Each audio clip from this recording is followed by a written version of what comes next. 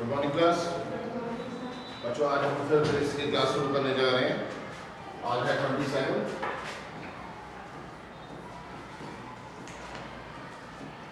और तो हम भौतिक विज्ञान पढ़ेंगे।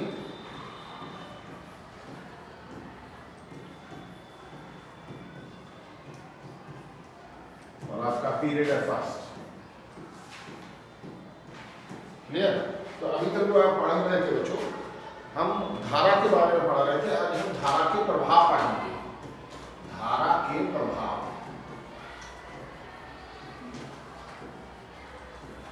धारा के प्रभाव मीन्स इफेक्ट्स ऑफ करंट।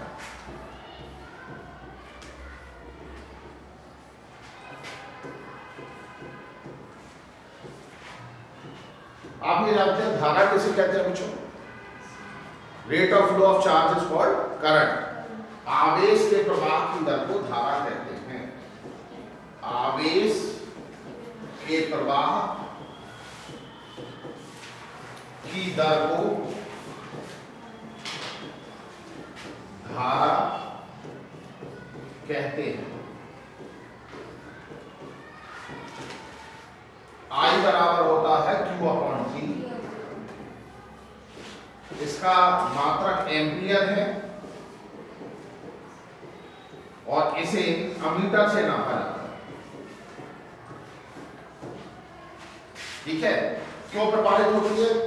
जब ये कोई हमारा चालक है, इसके अक्रॉस अगर हम एक पोटेंशियल डिफरेंस लगा दें, पोटेंशियल डिफरेंस लगा दें मतलब हम विभवांतर लगा दें, विभवांतर।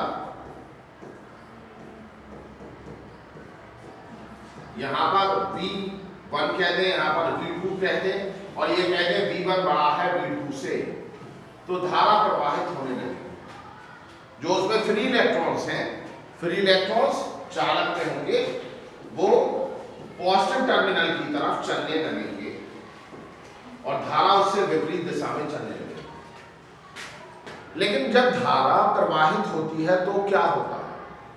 ये तो हम धारा के बारे में जान चुके। ओम का नियम हमने पढ़ दिया।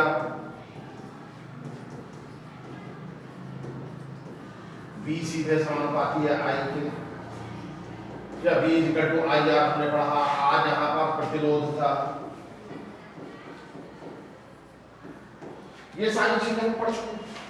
अब हम ये देखना चाहते हैं, जब किसी चालक से धारा प्रवाहित होती है तो क्या क्या होता है, उसके प्रभाव क्या पड़ते हैं। तो अब हम पढ़ेंगे धारा के प्रभाव, इफेक्ट्स ऑफ करंट। धारा पता चल गया, rate of flow of charge है, सेल लगने की वजह से धारा प्रवाहित होती है। किसी भी चालक का एक एंड अधिक पोटेंशियल पर पहुंच जाता है, दूसरा एंड कम पोटेंशियल पर रहता है, जिसकी वजह से विभवांतर उत्पन्न होता है। विभवांतर को ही आप वोल्टेज कहते हैं और जिसके कारण धारा प्रवाहित होती है। यानी कि वोल्टेज होगी तो करंट होगी, वोल्टेज नहीं है तो करंट नहीं है। अब जब किसी चालक में धारा प्रवाहित होती है तो बहुत सारे प्रभाव उसके चारों तरफ उत्पन्न हो जाते हैं। जैसे पहला प्रभाव आप देख सकते हैं, किसी बल्ब से यदि धारा प्रवाहित हो रही है तो बल्ब से प्रकाश निकलना शुरू होता है और उसका जो अंदर का फिलामेंट है वो गर्म हो जाता है।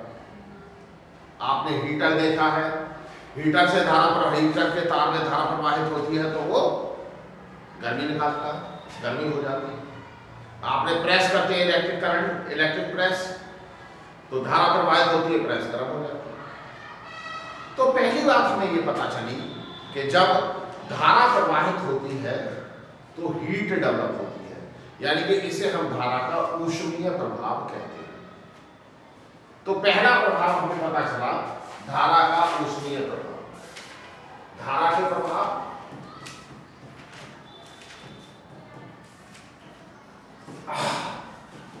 उसमें पहला प्रभाव है धारा का ऊष्मीय प्रभाव।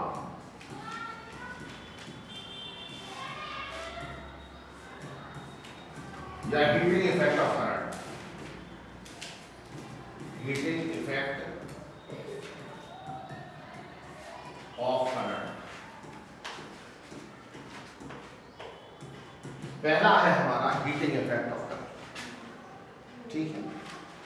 दूसरा प्रभाव हम जानना चाहते हैं, दूसरा प्रभाव क्या है। अगर हमारे पास धारा एक चालक में प्रवाहित हो रही है,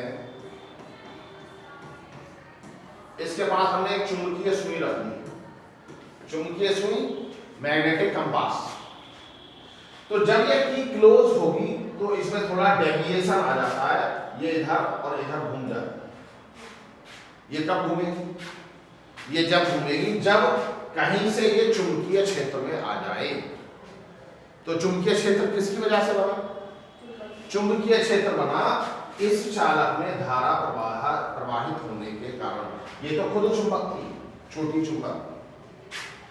जब ये किसी धारावाही चालक के पास रखी गई तो इसकी जो सामान्य अवस्था है नॉर्थ और साउथ, हमेशा चुंबक की सुई जो आप लेते हैं वो नॉर्थ और साउथ डायरेक्शन में रुकती है अपने आप, पृथ्वी के चुंबकीय क्षेत्र के कारण। लेकिन यदि आप उसे किसी दूसरे चुंबकीय क्षेत्र में रखते हैं तो वो डेविएट हो जाती है, घूम जाती है। तो इससे ये पता चला कि धारा के कारण चुंबकीय क्षेत्र भी उत्पन्न होता है। इसे हम कहते हैं धारा का चुंबकीय प्रभाव। इसे हम कहेंगे धारा का चुंबकीय प्रभाव, धारा का चुंबकीय प्रभाव या magnetic effect of current, magnetic effect of current. जब धारा प्रवाहित होती है तो धारावाही चालक के चारों तरफ एक चुंबकीय क्षेत्र उत्पन्न हो जाता है, जिसे हम कहते हैं धारा का चुंबकीय प्रभाव। एक तीसरा प्रभाव भी होता है। अगर हमारे पास एक इलेक्ट्रोलाइट है, मान लिया ये AgNO3 है, इसमें हमने दो इलेक्ट्रोड लिए, एक पॉजिटिव टर्मिनल एक नेगेटिव टर्मिनल बनाया, तो AgNO3 ब्रेक हो जाता है, Ag और NO3, राइट। इसे हम कहते हैं धारा का रासायनिक प्रभाव। यानी कि जो चीजें बनी हुई हैं, जुड़ी हुई हैं, और अगर वो लिक्विड फॉर्म में है और उनमें धारा प्रवाहित हो रही है तो वो अलग अलग आयंस में टूट जाएंगी। तब हमने इसे क्या कहा? धारा का रासायनिक प्रभाव। तो तीसरा है धारा का रासायनिक प्रभाव, धारा का रासायनिक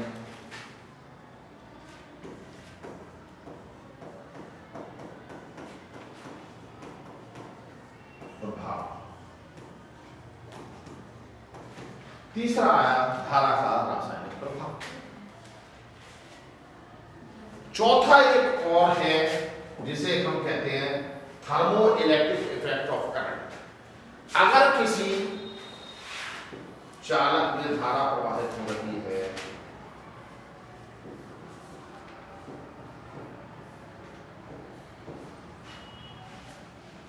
तो उसके अलग अलग सेक्शन अलग अलग उस पर डेवलप हो जाते हैं। कहीं पर हीट एब्जॉर्ब होती है, कहीं पर हीट चली जाती है, ठंडा हो जाता है, कुछ गर्म हो जाता है।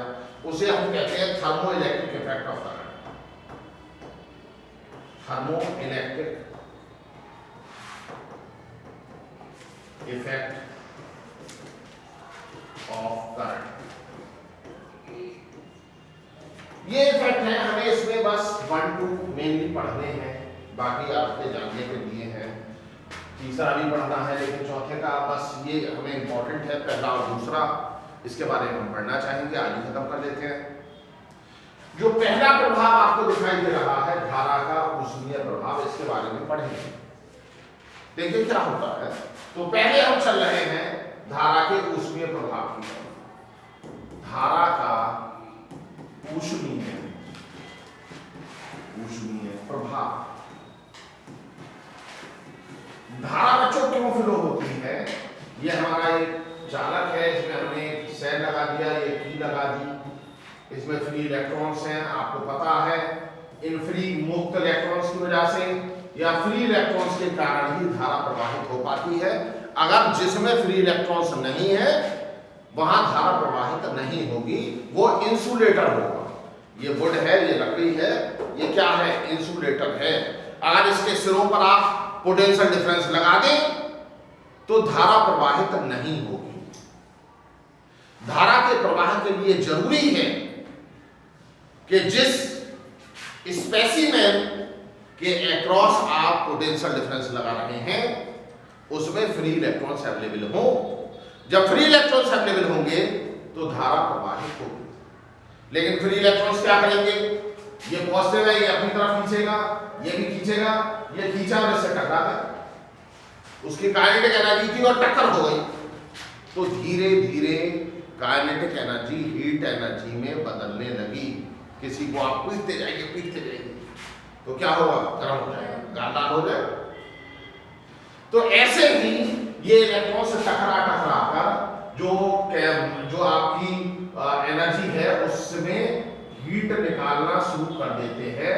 या आप ये कह लो कि हमारा जो चालक है वो गर्म होना शुरू हो जाता है। इसे जूल से हीटिंग इफेक्ट कहते हैं। जूल ने ये हमें बताया। इस जूल हीटिंग इफेक्ट पर बहुत सारे एप्लायंसेस काम करते हैं। तो ऊष्मीय प्रभाव को हम कहते हैं जूल हीटिंग इफेक्ट।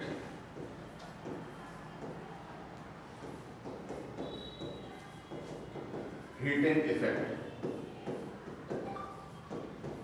जब धारा प्रवाहित होती है तो चालक गर्म हो जाता है या ऊष्मा निकलने लगती है। जब किसी चालक से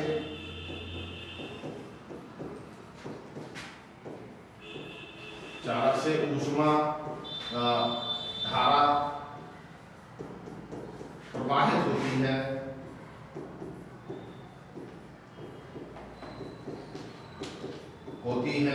तो वह ऊष्मा निकालने लगता है अर्थात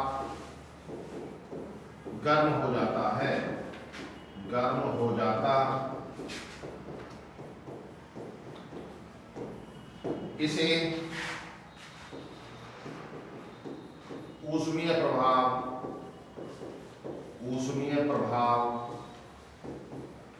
कहते हैं। क्या बात समझ में आ गई या नहीं है? जो ऊष्मा उत्पादित होगी H डायरेक्टली प्रोपोर्शनल टू होगी I square, H directly proportional to होगी R, H डायरेक्टली प्रोपोर्शनल होगी T। सबको जोड़ दें तो एक कांस्टेंट लगाना पड़ेगा, H directly proportional to I square RT या H equal to K I square RT। K का वैल्यू SI सिस्टम में 1 है तो H इक्वल टू हो गया I स्क्वायर RT। कितनी हीट डेवलप होगी, हीट डेवलप इसका अलग से डेफिनेशन भी है। अभी आप ये जाने कि H डायरेक्टली प्रोपोर्शनल टू या H बराबर होगी I स्क्वायर RT। I क्या है, धारा है, तो हमारे पास पता चला H का वैल्यू है I स्क्वायर RT जूल। लेकिन ऊष्मा के केस में जो ऊष्मा एक प्रकार की ऊर्जा है, ऊर्जा का मात्रक जूल है, लेकिन ऊष्मा के केस में जूल की जगह हम कैलोरी प्रयोग करते हैं। कैलोरी क्या है, हीट का मात्रक है। ठीक है, तो इसे 4.18 जूल इक्वल टू 1 कैलोरी, इसे 1 कैलोरी इक्वल टू 4.2 जूल। तो हम कैलोरी में भी इसे लिख सकते हैं। कैलोरी क्या है, ऊष्मा का मात्रक। ऊष्मा क्या है, एक प्रकार की ऊर्जा। ये क्या करती है, जो किसी भी वस्तु के गर्म या ठंडे होने का पता बताती है। कोई वस्तु गर्म है या ठंडी है कैसे पता चलेगा, उसमें ऊष्मा है या नहीं, यानी कि वो हॉट है या नहीं, ये पता करने से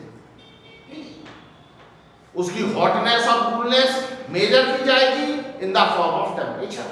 टेम्परेचर ज्यादा है तो वो गर्म है, टेम्परेचर कम है तो वो ठंडी है। और टेम्परेचर मेजर किया जाएगा थर्मोमीटर से, थर्मामीटर। ठीक है, उसके अलग अलग नापने के पैमाने हैं, डिग्री सेंटीग्रेड है, फ़ारेनहाइट है, रीमर है, केल्विन है। ये टेम्परेचर नापने के अलग अलग फार्मूले हैं। लेकिन वो किसे नाप रहा है? हीट को। हीट किस में नापी जाएगी? जूल में या कैलोरी में? किस में नापी जाएगी? जूल में या कैलोरी में। ठीक है, तो इसके 3 फार्मूले अभी और आएंगे। तो heat developed H equal to आ गया I square RT joule, H equal to VI। अब देखिए यहां पर क्या है, V इक्वल टू होता है I इंटू R का वैल्यू रख दो V अपॉन I यहां रखो, तो I स्क्वायर तो ऐसे ही रहा, V अपॉन I नीचे आया इंटू T आया, इससे ये कैंसिल हो गया तो VIT। पहला फार्मूला ये हुआ, दूसरा H इक्वल टू VIT हो गया दूसरा फार्मूला।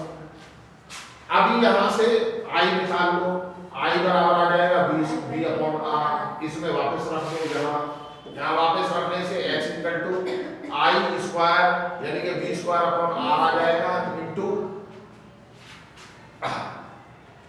R आएगा और T आएगा, तो क्या आ गया बोलिए?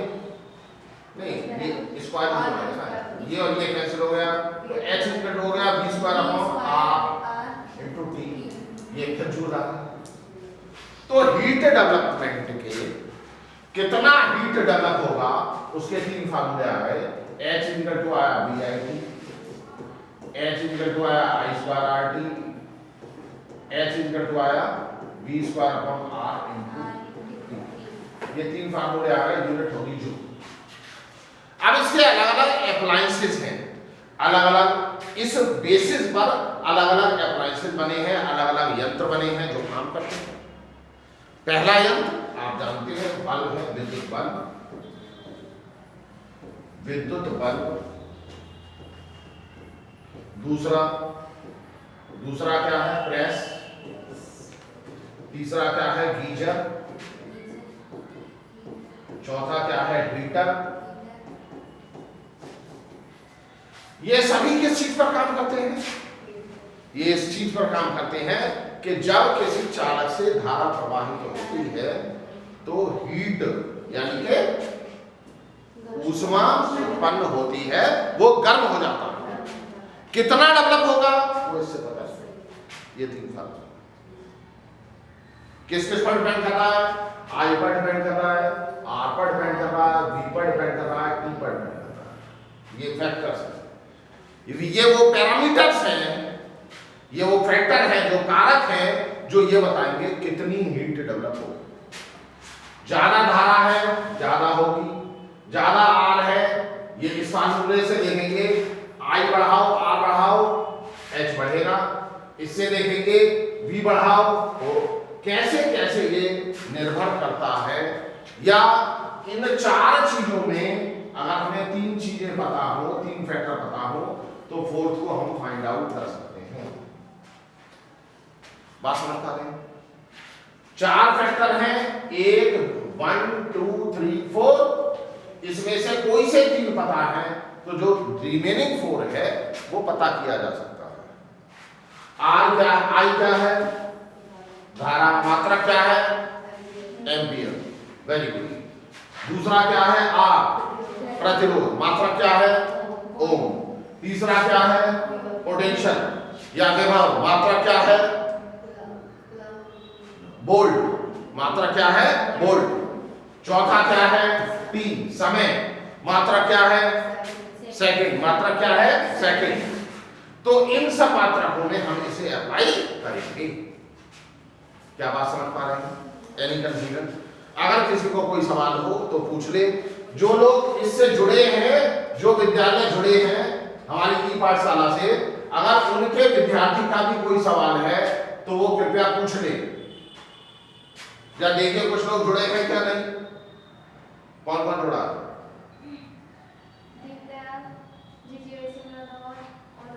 GGIC रतनपुर कला से जो विद्यार्थी जुड़े हैं इससे ई पाठशाला से, यदि उनका कोई सवाल है तो पूछ लीजिए। या दीनदयाल उपाध्याय कॉलेज से जो लोग जुड़े हैं, अगर मेरी आवाज सुन रहे हैं तो उनका कोई सवाल है तो पूछ लीजिए। इस टॉपिक से संबंधित कोई भी सवाल पूछ लीजिए। जो विद्यालय जुड़े हैं, मेरी आवाज सुन रहे हैं, तो कोई भी सवाल इससे संबंधित पूछ सकते हैं। चलिए आगे चलते हैं। तो हमने अभी हीटिंग इफेक्ट पढ़ा। अब हीटिंग इफेक्ट, इसमें कुछ चीजें और पढ़नी है। अगर कोई हमारा अप्लायंसेज है, लाइट का अप्लायंसेज है, मान लिया एक बल्ब है, बल्ब,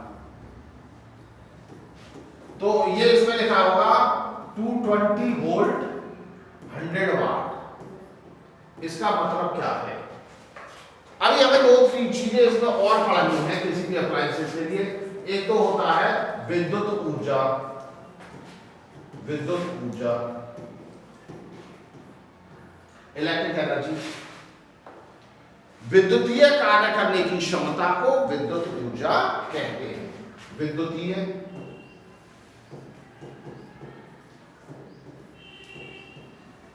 कार्य करने की क्षमता,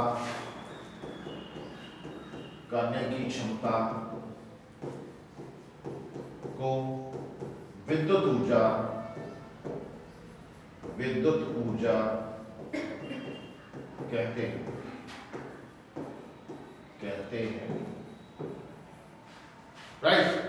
तो ये क्या होगा? विद्युत ऊर्जा, ये ई से रिप्रेजेंट किया जाता है, और जो हीट एनर्जी है वही इसके फार्मूले हैं, V² VIT और V²/R × T और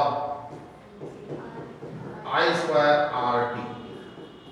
इसका मात्रक जूल है। लेकिन विद्युतीय ऊर्जा जब नापेंगे तो उसका एक अलग मात्रक भी है। वो है क्या? यूनिट, यूनिट, यूनिट या watt hour, KWH, kilowatt hour, kilowatt घंटा, या बोटू, BOTU, बोटू। बोटू का मतलब है board of trade units, board of trade units. घर का जो मीटर लगा है उसमें जो यूनिट आती है वो ये बोटू है। 1 यूनिट। एक यूनिट क्या होता है? जब 1 किलोवाट, 1 किलोवाट या 1000 वाट लिया, 1000 वाट के बल्ब को 1 घंटे चलाएं। 1000 वाट के बल्ब को 1 घंटे चलाने से जो एनर्जी खर्च होगी वो क्या होगा? वो 1 यूनिट होगी। ठीक है, बात समझ में आ गई? तो 1 बोटू ये होता है 3.6 × 10⁶ जूल = 1 यूनिट। 1 यूनिट बराबर से होगा। कैसे पता चलेगी? आप 1000 वाट का कोई बल्ब ले लीजिए। ये वाट क्या है? पावर, जिसके बारे में अभी पढ़ना है। राइट, पहले उसे पढ़ लेते हैं। देखिए, विद्युतीय शक्ति, विद्युतीय शक्ति, electrical power, electrical power. Electrical power क्या होता है? P = W/T होता है या E/T होता है। तो जो फार्मूले में 3 अभी आए हैं उनमें T लिखा है, उस T को हटा दीजिए। पावर के फार्मूले हैं, शक्ति। तो P = होता है VI, P = होता है V²/R, P = होता है I²R। यूनिट होगी वाट, कई बार kilowatt, kilowatt. 1 kilowatt equal to होगा 1000 वाट। तो ये विद्युतीय शक्ति, पावर, इलेक्ट्रिकल पावर। इसका एक यूनिट और होता है हॉर्स पावर।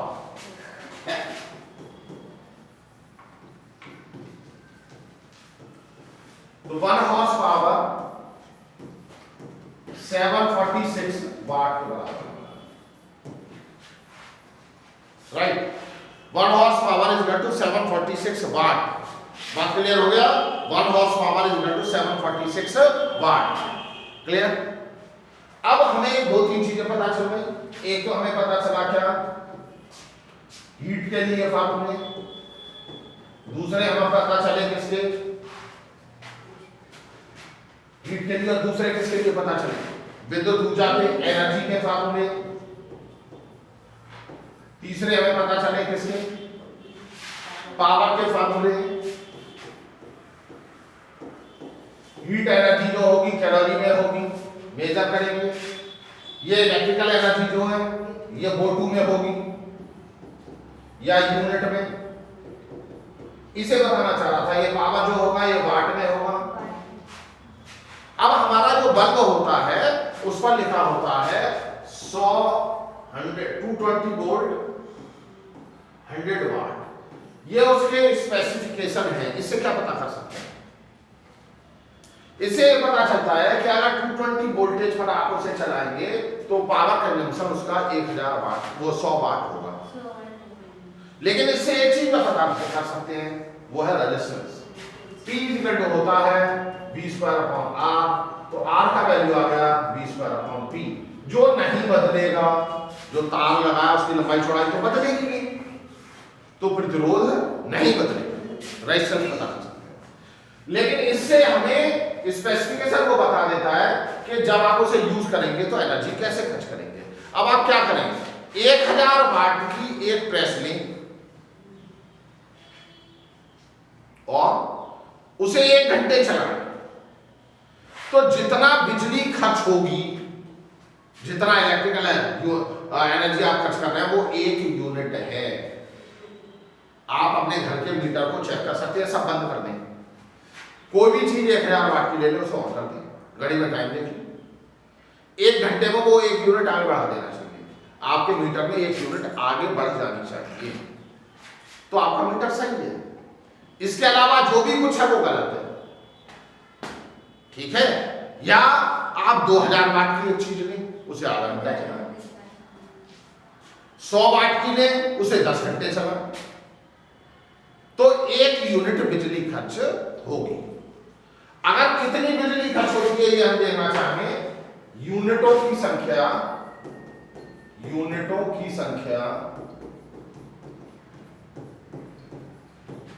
बराबर होती है V in volt, I in ampere, T in hours upon 1000। कितना यूनिट खर्च हो रहा है इस फार्मूले से निकलेगा। इसमें आप एक चीज और कर सकते हैं, ये लिख सकते हैं P in watt, T in hours divided by 1000। तो ये यूनिट की संख्या आ गई या kWh की संख्या आ गई, किलोवाट आवर। जो मीटर लगा होता है उसका नाम होता है किलोवाट आवर मीटर। वो ये बताएगा कि कितनी यूनिट बिजली आप खर्च कर रहे हैं, kWh या BOTU। ये तीनों चीजें एक ही हैं, ऐसे निकाली जा सकती है। अब क्लास कर लो, कुछ बात समझ में आई? Very good.